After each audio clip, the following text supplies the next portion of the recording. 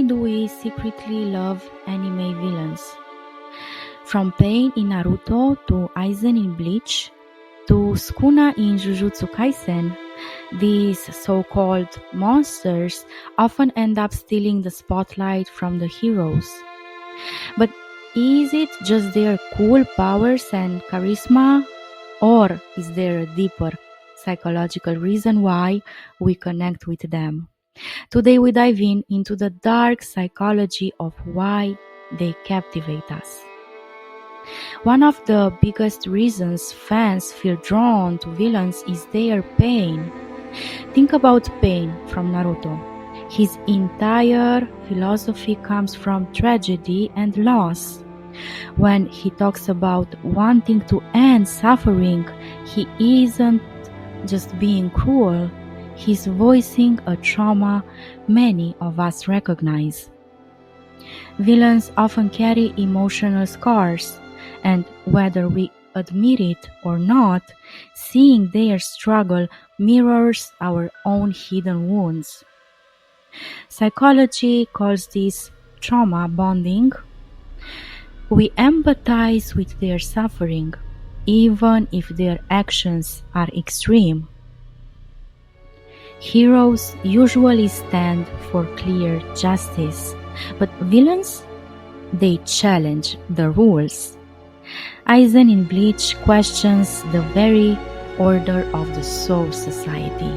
He isn't just a traitor, he's a philosopher, asking, who gave them the right to control fate? These questions resonate with us because deep down, we all challenge authority at some point. Villains give voice to the doubts and frustrations we often silence. Psychologically, this is called cognitive dissonance.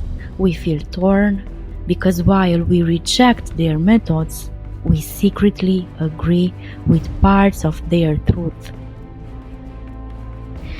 Another reason villains captivate us is pure charisma.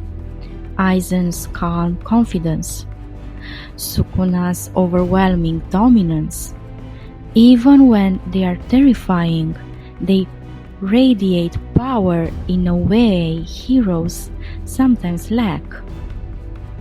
Psychology explains this through the concept of the shadow self, the part of us that craves freedom and raw power. Villains embody the shadow, living without apology, and watching them lets us explore desires we'd never admit out loud. In many ways, villains aren't the opposite of heroes, they are actually reflections. Naruto and Pain both wanted peace, but chose different paths.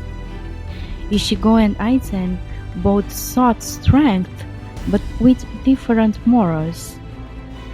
Yuji and Sukuna embody the same body, but they have opposite values. Psychologically, this mirror effect forces us to ask, if my life had turned out differently, could I have become the villain too? This tension makes villains unforgettable. So why do we connect with anime villains? Because they are more than just enemies to be defeated. They are tragic, charismatic, thought-provoking mirrors of ourselves. They embody pain we've felt, doubts we've had, and power we secretly desire.